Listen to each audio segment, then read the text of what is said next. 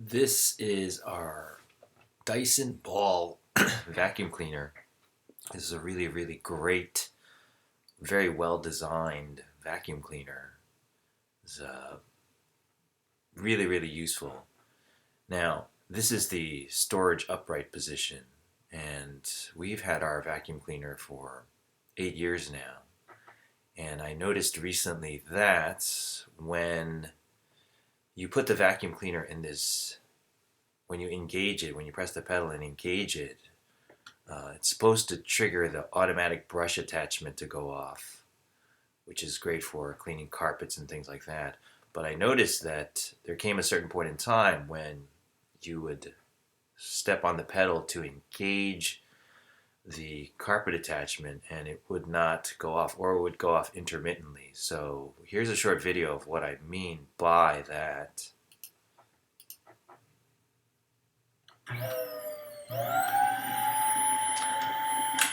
So you can see it's not engaging the brush cleaner, nor will the button activate it.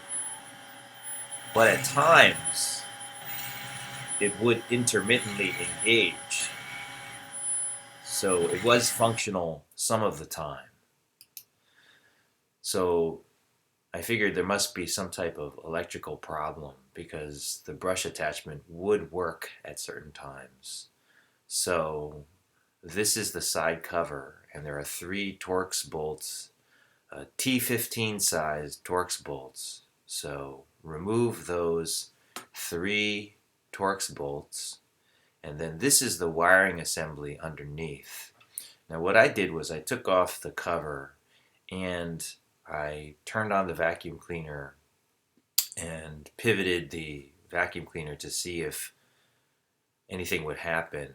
And I did notice that there was a small little spark coming from the wire.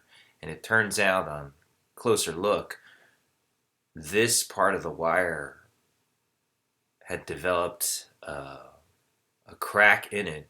And this was the part that I think was always stressed from engaging and disengaging. This is the part of the wire that was rubbing over the years and eventually developed a crack like that.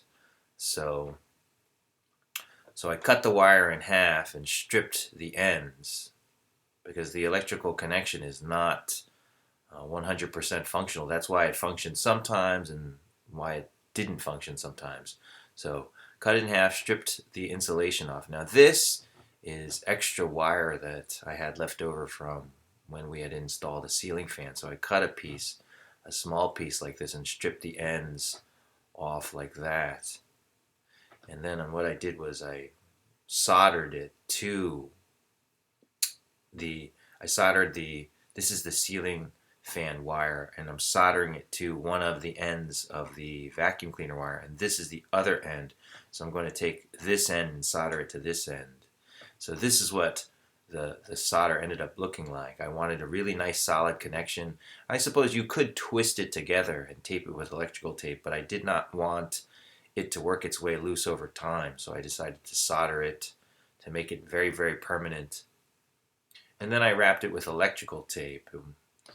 And what now I have is the wiring connection, but since there's more length to the wire, when the vacuum cleaner pivots open and closed, that particular section right here is not going to be as stressed. So I expect that it's not going to develop the same crack in the wire over time. So I hope that we're able to get many more years of use out of this Dyson. So perhaps you have the same problem too. It's a pretty easy fix.